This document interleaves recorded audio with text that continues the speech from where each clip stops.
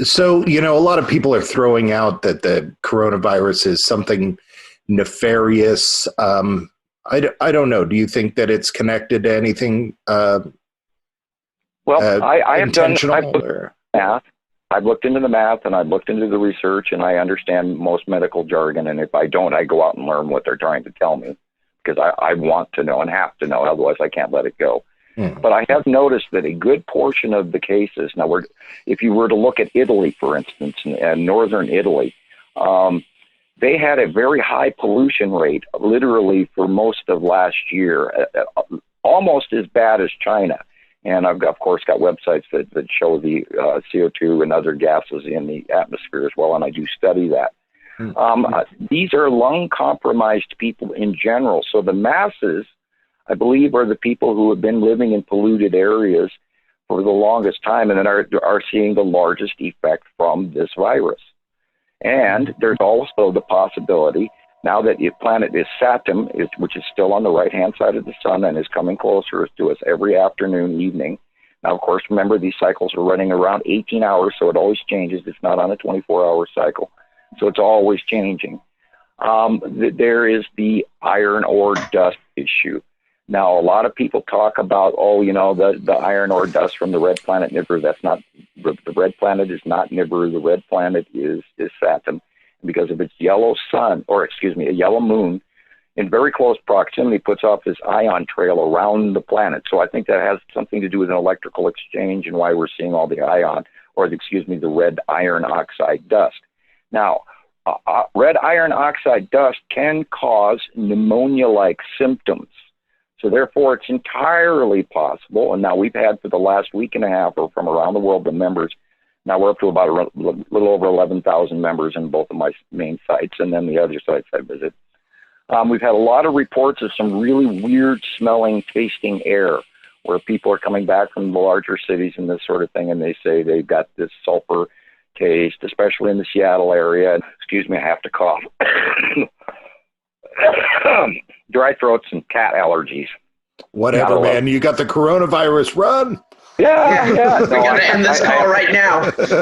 It spreads over Wi-Fi. 6 feet, man. 6 feet away, man. I'm allergic to cats, and I have, of course, 2 of them. And my allergies are getting worse, and I will reach over here and grab a sip of water. Yeah. While you do that, my entire family, there's like cottonwood trees where I live, and they're all blooming right now, and my entire family is having allergies. And it makes me wonder how many people are out there when they get their allergies going like, I'm going to die. Yeah, we have in Missoula Valley, we have all this road dirt that they put out all over the roads for, most of the winter. And now all of a sudden the snow is gone, and so everybody's driving through this. And the last time I was in Missoula, I was dry-throated like somebody sprayed some nasty chemical. But, then we've had lots of reports of this. So, it's hard to say, well, that's it. So, you have to kind of just say, okay, I'm going to take this with a grain of salt, and maybe when I go outside, and maybe I should wear a mask just in case, even if I'm not sick. So maybe I'm not breathing something I shouldn't breathe now and won't want later.